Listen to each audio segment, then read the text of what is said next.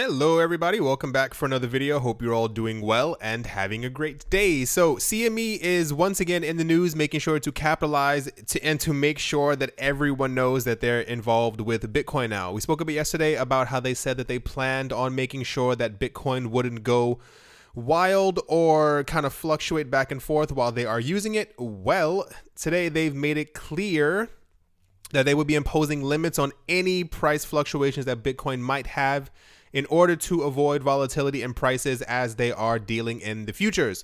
So this news comes from the Wall Street Journal. The CME says that they will introduce trading halts on different tiers of price movements. And pretty much they will have a sort of a hard cap on exactly how dramatic a price swing Bitcoin can have.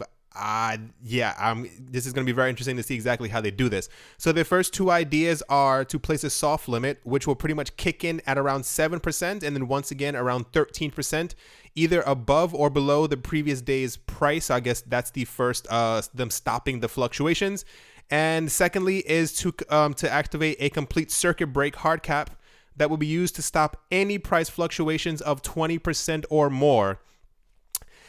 Let's see exactly how this works out for them. I know a lot of people are very excited about the Bitcoin futures, but a lot of people who, especially the other money that will be flowing in, aren't too pleased with the up and downs of Bitcoin's price or cryptocurrencies in general. I think we're pretty much used to it, but I think other people kind of have to get the hang of it before they really start throwing money into it. So in other news, a vice chairman of NASDAQ thinks that the stock market still remains the best platform for companies and any other startup to raise money and calls ICOs too mature to pose any actual threat to the stock market. So there was a recent Web Summit conference just a few days ago in Portugal where the chairman, his name is Bruce Oust, said that they're just too young and too early of stages for anyone to kind of even take them seriously, and that the go-to platform for companies who are out to make money, both private and public, should always be going through the New York Stock Exchange. Going on to say that the stock exchange as it is regulated, and once ICOs themselves become regulated, people will simply lose interest in them and kind of fall back in line and do as they were told before. It should be noted that this year alone, that is 2017, I actually had to look at the year, I thought it was 2018 for a second. This year alone, startups and new companies have raised more than $3 billion alone through ICOs, which is incredible. A lot of people keep saying that 2018 is going to be the year for cryptocurrencies. Let's see exactly what happens. And if we can beat $3 billion next year for ICOs, that'll be nuts.